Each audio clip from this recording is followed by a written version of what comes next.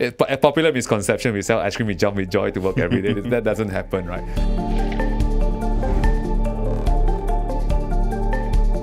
BFM 89.9, good morning. I'm Roshan Kanasan and welcome to Open for Business, the show that dives into the journeys and ventures of entrepreneurs and business leaders.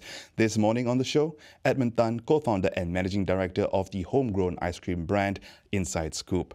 When it comes to indulging in the world of locally made premium ice cream, one name stands out: Inside Scoop. This brand originated from a dream to make fresh ice cream for Malaysians using high-quality ingredients with the goal of establishing a local presence in the premium ice cream market dominated by international chains and brands. Founded in 2013, Inside Scoop has evolved into a household name with over 40 outlets across the country. Last year, they hit a big milestone after Malaysia's largest homegrown dairy company, Farm Fresh, acquired a 65% stake in Inside Scoop for around 84 million ringgit. Farm Fresh taking a bite into Inside Scoop marks a new chapter in this homegrown ice cream maker's journey. Today on Open for Business, you will learn about Inside Scoop's inception 11 years ago and the journey this venture has taken, what Farm Fresh brings to the table, and the Inside Scoop on the business going forward with Edmund Tan, co-founder of Inside Scoop. Edmund, welcome to the show. Morning, Roshan.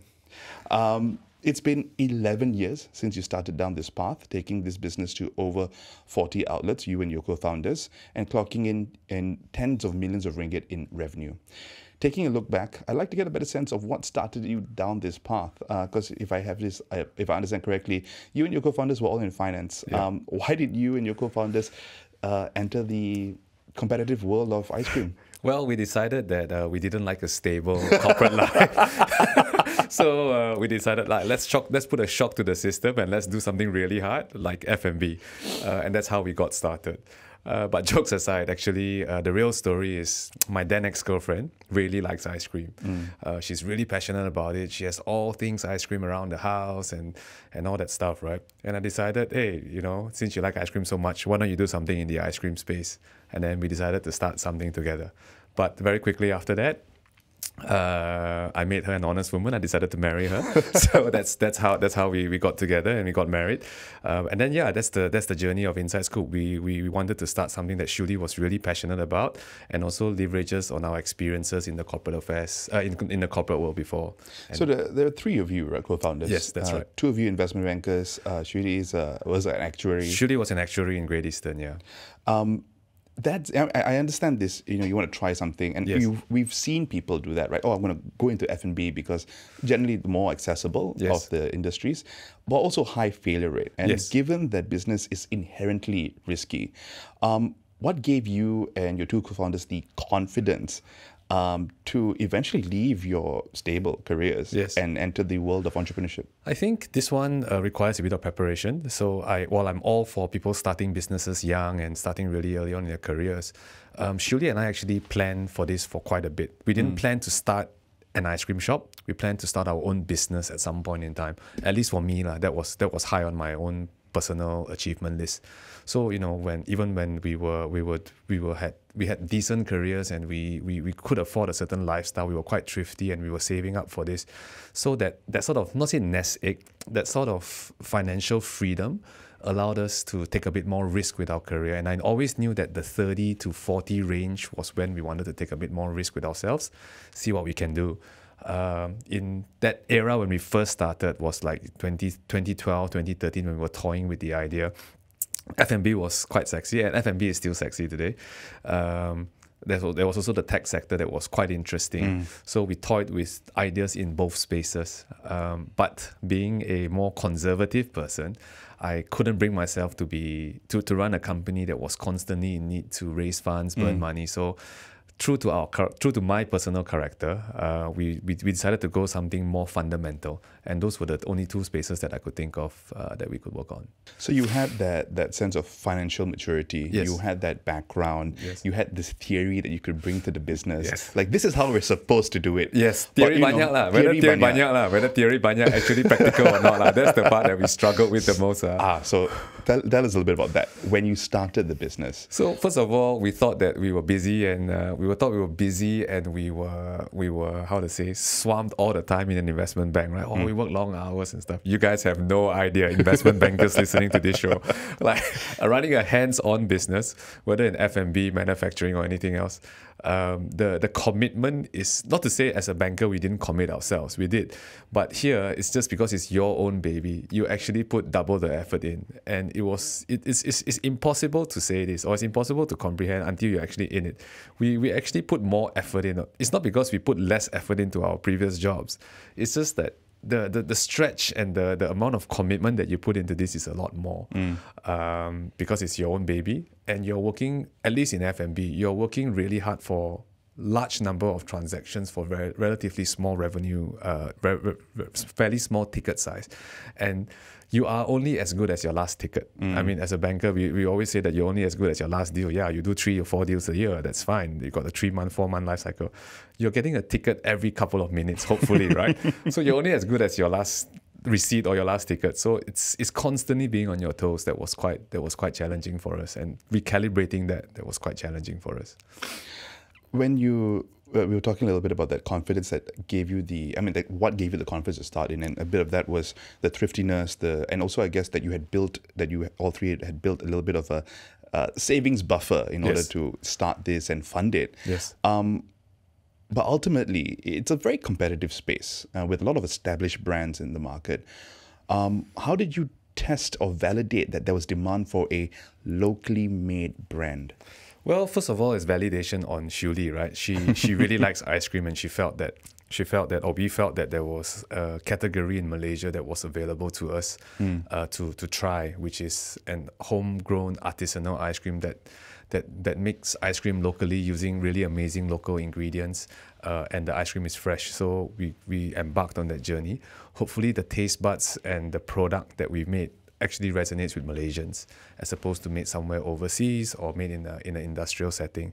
So we were true to ourselves, and hopefully that was what the customers, or what our customers, saw in us as well, and they share our same preference, they share our same liking for the taste of ice cream that we have made. So that was by far the most important thing for us, right? Because we start a business to satisfy the customer needs. And as long as we continue to satisfy the customer needs, our business can thrive, or our business can grow. So that is a very important part of our DNA even today. I wonder if you could also consider the fact that the Bangsar outlet was an MVP to kind of suss out whether there was demand to make this go further. Yes. Was that part and parcel of the journey? We always knew that we had to grow a bit, like we had to grow at some point in time. We did give up fairly lucrative careers to do this. So we did have limited time frames available to us. When I say limited, I mean 5-10 years, and that was it, right? If we didn't make it in that 5 or 6 year range, we either have to pivot or we have to go back to our corporate jobs, and that was actually our backup plan. Testing out the MVP in Bangsar was definitely something that we set out to do. Even today, we are still constantly testing out what the concept is and what the customer expect of us. So testing out the MVP doesn't really stop, at least for a brand, I think in the F&B space, right? It's actually quite tough, and you constantly have to pivot, or you constantly have to improve, or you constantly have to understand what customers want. If not, customers will get stale and bored. And as you said, it's such a competitive space in the food and beverage sector, because the barriers of entry is so low. Younger guys, newer guys are always coming up with better, newer ideas. How do you adopt them into your current business model? That's the one that we constantly have to work on. So, at what point did the three of you feel, or did you feel, that this business wouldn't just survive, but that it would thrive given the opportunity cost? I would say when we did our third or fourth outlet, or when we did our third outlet, and we felt that, hey, this could be scalable, and it could actually match our opportunity costs of leaving our previous jobs. But also we felt that there was a factor into it that was soft, not just financial. From a personal growth standpoint, from a people growth standpoint, it was something that I was very passionate about, to be able to work with. I would say not to say that people in finance are not appreciative, but people that have less opportunity or more everyday persons. So developing the store people, developing executives in our organization, that was very important to me, to see people grow.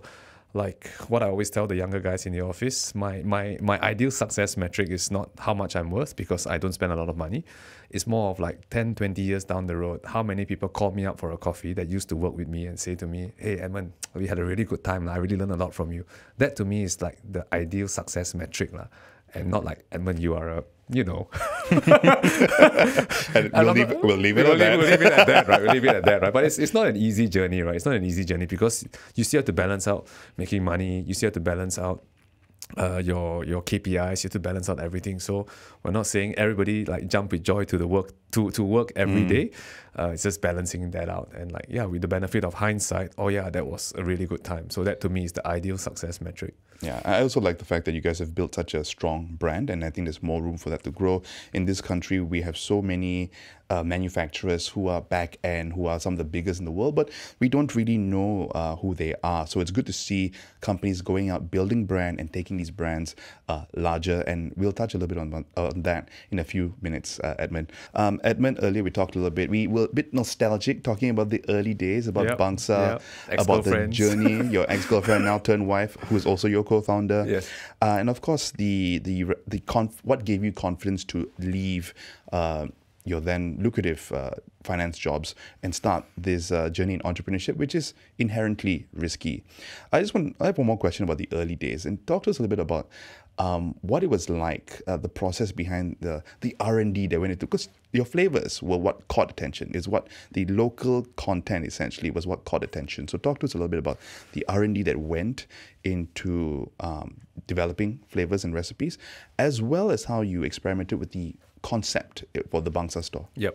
Ice cream is ice cream, right? At the end of the day, it's cold, it's sweet, it's milky. There's nothing new about it. Like, it sounds great, right? It sounds great. You don't need to overcomplicate the factors around it. It's just these three elements. But it's also about what you enjoy, like what your preference is. So our ultimate test, for me at least, is, and that's why I still go to the store pretty often, is that when customers first put that like taster in your mouth, what is your reaction? That reaction, you cannot lie, you cannot act it out. It's just your reaction, right? So to me, that R&D process, yes, you can create very interesting flavors, you can do a lot of stuff, but when the customers put that in the mouth for the very first time and say, I want that, that is the ultimate goal. So in terms of R&D, yes, we go around, we'll look for inspiration, we'll understand the science behind ice cream. Shuli went to Gelato University, obviously. We'll test a lot of different ingredients, and then we'll experiment with it, and then we'll churn out like 5 or 6 different variants of flavors, like at a whim and fancy. But the ultimate test for us is still what the customers feel at the end of it. But we do a lot of engagement series with our customers. So like, for example, this weekend we're testing out various series of Lotus Biscoff cheesecake. I'm not sure if you had our Lotus Biscoff cheesecake before. I think it's pretty good. But can it be amazing? I think it can be. So it's that this never-ending quest for perfection, right? Like iterating, seeing if there's maybe I personally, or Shuli personally, likes a very thick or very creamy flavor, but customers generally like a lighter, more subtle one. So we'll just go around that, and then we'll just iterate around that. But the core essence behind ice cream is still the same. It's cold, it's sweet, it's tasty. That's it, right? It's so easy. It's so easy to make, but so hard to master. I have a very, very important question, yes, Edmund. Can we volunteer for the tasting? Is that possible? Is there a list that we can join? I can make it happen. Yeah. But importantly, I guess with this tasting and this engagement you do with customers, do you find yourself? What have you learned about the customers in Malaysia in terms of the taste profile, what they enjoy, what they don't enjoy? It's preference. At the end of the day, it's preference. It's about which segment of the market you want to address, and also recognizing that products have a shelf life, or like recipes have a shelf life, in the sense that as even we have empirically proven to ourselves, at least, we have not changed our recipes, but customers come to us and tell us, hey, your ice cream is not as good anymore. And that's just feedback that we receive wholeheartedly. But we look at our recipe cards, we look at the processes, it's basically the same. So there are changes in customer preference, like what I mentioned to you earlier, that we continually have to address and change over time, because people's preference for sweetness, for fat, for how the way product feels in your mouth changes over time. And it changes together with an advancement or experiences that customers continue to have, not just from a brand like ours, from the other international brands and from other things as well. So that's quite important. true to ourselves. The most important thing is what the customers want at that point in time. And when you were developing the brand and the concept, and as it is what it is today, was there a strategy in place, or did it just come I about? wish there was a strategy so that we don't have to go back and redo the stores over and over again. No, there is some level of guidelines. There is some level of guidelines what we wanted to feel. We wanted to feel like your second home. Obviously, you guys know who I stole that line from. We wanted to be a second home, somewhere that people feel comfortable with. Yeah, that's about it, right? Like go forth to an inside scoop store, like you're going to somewhere familiar and seeking that 10, 15, 20 minute like escape for a while, or like just catch up with your friends for an hour over a scoop of ice cream as opposed to a cup of coffee. So that was quite important. That was quite important to us from a brand/store feel standpoint. Other than that, I think as we continue to engineer our stores a bit more, obviously there are more people involved, there are designers involved now in the store and all that stuff. But I feel that at the end of the day, let's cut through all of that. How do the customers feel when they go into our store is by far the most important metric. Now, building a brand is no easy feat. And as I mentioned earlier, in Malaysia, we have some of the biggest manufacturers, OEMs in the world, that make the final product for a lot of the big brands, whether it's the rubber glove industry, even let's take Carex, for example, biggest condom maker in the world. But does anyone know who that is? You guys are doing something great. You're building a brand and you're helping put Malaysia on the map in terms of business. And we've had obviously a few brands in the past who've done that. Some people, now everyone can fly. These certain brands evoke a certain feeling. Looking back, what were the key factors that led to the brand that you've built today and the brand equity that you've earned? I know you said there was no strategy early on, but it's been 11 years. I'm sure along the way there's a process in place now.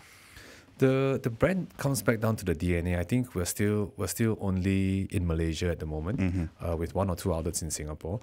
With one outlet in Singapore, sorry. We're still fairly local. I wouldn't claim that we are internationally recognized and all yet. Would we like to get there? Yes, great. And I think we can get there by being true to ourselves in Malaysia, and also recognizing our heritage, and also moving and taking that experience overseas. So for me, the biggest impact of a brand is actually to be true to your customers. I feel that that's by far the most important thing that we forget sometimes. As an organizer, sometimes we forget in our quest to chase for revenue, in our quest to do something artistic or fun for ourselves. We shocks and dairy a bit. We forget what the customers want. So I think that is by far the most important thing when building a brand, right? There's only so much a nice billboard, a nice logo can do to you, for a company. And I think it's important, don't get me wrong. But businesses exist today, or businesses exist for a long period of time because they address the customer needs and the customer wants. So how do we make sure that that is inbuilt into our brand? I think that's the one that we continue to do so every day and remind ourselves, and try and do it as best as we can. What have been some of the key marketing strategies or customer acquisition strategies over the last 11 years that have really panned out for you guys? I know it's a bit of a long asking 11 years, but I'm sure it evolved. But give us a sense for that. I think the one that we have the most fun and customers appreciate the most is, of course, free ice cream. Who doesn't like free ice cream, right? Who doesn't like free ice cream, right? So for our anniversaries, we actually basically it started out as, oh, thank you. We exist 1 year after our opening in Bangsar. Let's give everyone free ice cream, right? And that was the background of our free ice cream day that's usually held towards the end of November, early December, which is when we started our first Bangsar store, or when we signed the lease for our first Bangsar store. So that's pretty fun. We also try and do a lot more cult stuff. So I think we are the first Ramadan ice cream buffet, I would dare say the first Ramadan ice cream buffet brand in Malaysia. So we started a concept where during Ramadan, people go for a lot of hotel and restaurant buffets, like, hey, why not make it an ice cream buffet? And that was quite fun, and it was quite mad actually on some days, because you get semi-hangry people that come there and they say, I want to eat all the ice creams I can in the world. And then you go like, yeah, can you give us a minute? Like it's a lot of people to go through, right? So that was quite fun. I think that the atmosphere on those nights are really great, and I really enjoy it. We do a lot more of things along that tangent as opposed to very big, strong marketing brand campaigns. I think that's what our DNA is about, like a bit more cultish, a bit more fun-driven, a bit more customer-centric. Yeah. But it's also because you're building this relationship with a niche audience at first, right? Yes. And then you're building the fan base, and then that spills over into Yes. what you are today. Edmund, during the first half an hour of this conversation, we've talked a lot about the early days, the branding, the building the concept, and today you're over 40 outlets. In 2021, I think you did about 36 million in revenue. So the business has come a long way. And of course, you had the 65% stake taken up by Farm Fresh last year.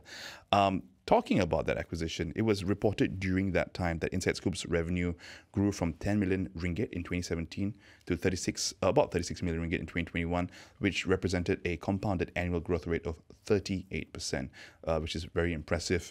That said, is that growth rate something you're expecting to continue going forward, or should we expect that to start slowing down, given that you're no longer a small business anymore? Well, we did start from a very low base, 0. So obviously that's not going to sustain forever and ever.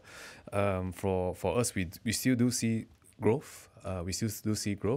We will continue to add outlets over the course of the next couple of years, as and when opportunities become available. But yes, the easy locations are already done. But we also only tapped a very small segment of the market, and we believe that the acceptance of our brand can be a lot larger throughout Malaysia. So we do see a lot of opportunities in untapped locations. Yeah. Is there more you can share in terms of that, in terms of what do you other mean than by just this? Inside Scoop today is still a very Klang Valley focused brand, right? Even within Klang Valley, our coverage is still fairly limited. So there's a lot of spots to fill. Like if you look at our radius per store, it's still a fairly long way out from each other than in the core PJ area, which is where we grew up and where we're a lot more familiar with. So there is still a fair bit of opportunity that presents itself. Of course, the store impact is going to be not as good, I think, but I could be wrong. I have been wrong. I've been pleasantly surprised before. But yeah, there's still room in the market because ice cream is such a large category, right? And as you mentioned, our revenue is only a sliver of what the total ice cream market is in the whole of Malaysia.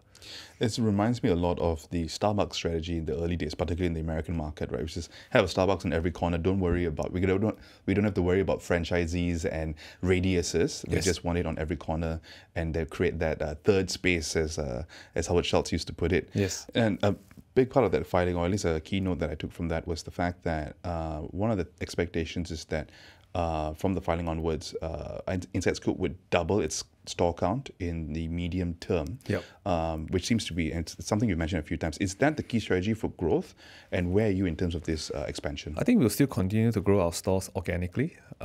Medium term, is 1, 3, 5 years, somewhere in between, right? Assuming that we add one store every month or every couple of months, we will get there fairly easily because our base is very low. We're only at 40-something stores today. Going to like 60, 70 stores should be doable for us. I guess the quantum leap for us, and the one that makes my journey a bit more interesting, is us moving into the package space together with Farm Fresh, which is what they're really good at. So think about it as we'll run 2 parallels now. One is in the scoop shop space, and then another one is in the packaged goods space.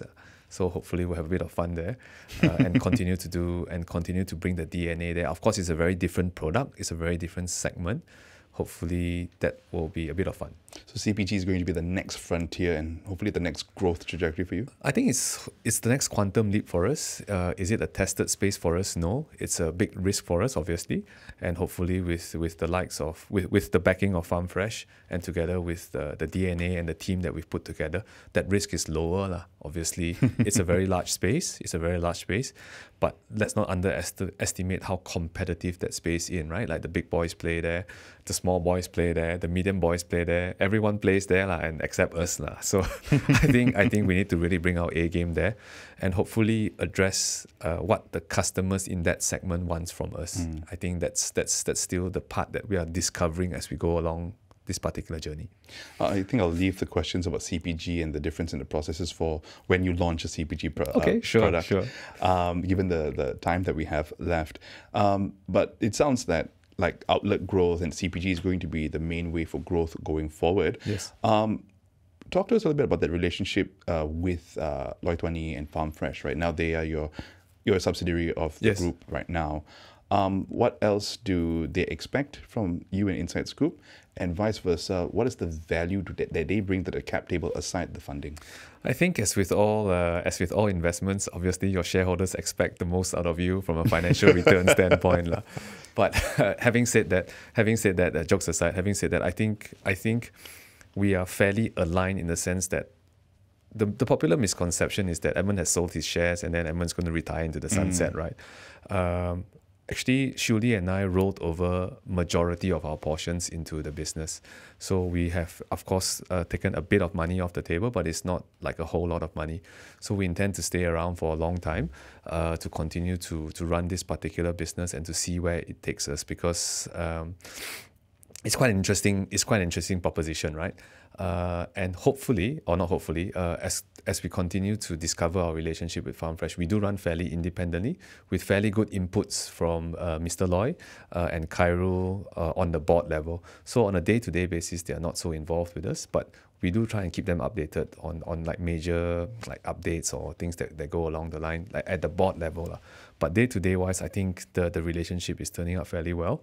And of course, with the acquisition of Sinwa, it also gives us an insight to what scale the CPG can be at.